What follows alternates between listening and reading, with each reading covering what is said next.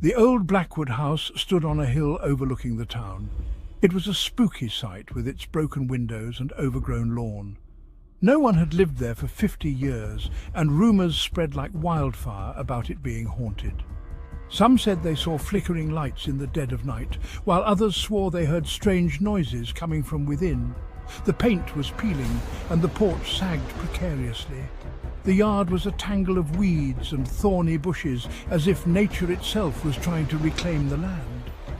But the most unsettling thing was the silence. Even the birds seemed to avoid the place, leaving an eerie stillness hanging over the house. One humid summer evening, a group of friends dared each other to approach the house. Among them was a boy named Billy, known for his adventurous spirit. His heart pounded in his chest as he accepted the dare, his bravado barely masking a growing unease. As Billy cautiously made his way towards the house, he noticed a strange stillness in the air. The leaves on the trees stood motionless, and even the crickets seemed to have fallen silent. He felt a shiver run down his spine, despite the warm summer night. Stepping onto the creaky porch, Billy felt a cold draught brush past him. He glanced at the front door, its paint peeling and faded. He reached out a trembling hand and knocked 3 times. Silence. He held his breath, listening for any sound. Just as he was about to turn back, he heard it, a faint whisper coming from inside. It was soft and indistinct, but it sent chills down his spine. He took a step closer to the door, his heart pounding in his chest. He could have sworn he heard footsteps inside, slow and deliberate, like someone was pacing back and forth. Fear tightened its grip on him, but curiosity kept him rooted to the spot. Gathering his courage, Billy slowly pushed the front door open.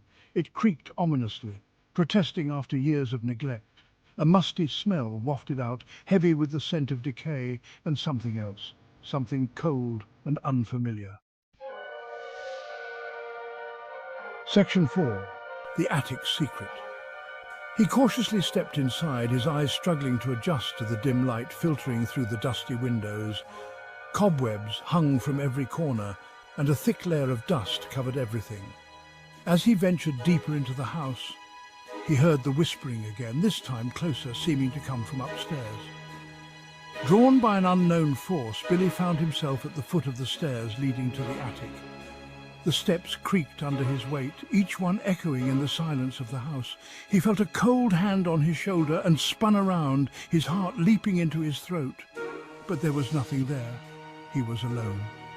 Taking a deep breath, he continued up the stairs, his hand trailing along the rough wooden railing. Reaching the top, he found himself facing a heavy wooden door. The whispering seemed to be coming from behind it. Section 5. A Sudden Gust. He reached for the doorknob, his hand shaking. As his fingers closed around the cold metal, he felt a sudden gust of wind.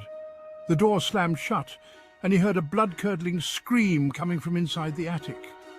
Billy stumbled backward, his heart pounding in his chest. The scream seemed to echo through the house, sending shivers down his spine. Panic surged through him, and he turned and ran, his footsteps pounding on the wooden stairs. He didn't stop running until he was far away from the house, his lungs burning and his legs aching. Looking back at the old Blackwood house, he could have sworn he saw a figure in one of the windows, a shadowy silhouette that seemed to be watching him.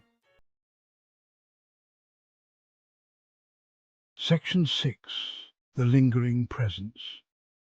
Billy never went near the Blackwood house again. He couldn't shake the feeling that something was watching him, lurking just beyond his sight. The memory of the scream, the cold touch, and the shadowy figure in the window continued to haunt his dreams. He never told anyone what he saw or heard that night, fearing they wouldn't believe him. But whenever he passed by the old Blackwood house, he couldn't help but feel a shiver run down his spine, a chilling reminder of the terrifying experience that had left an indelible mark on his memory. The house remained, a silent sentinel overlooking the town, a constant reminder that some things are best left undisturbed.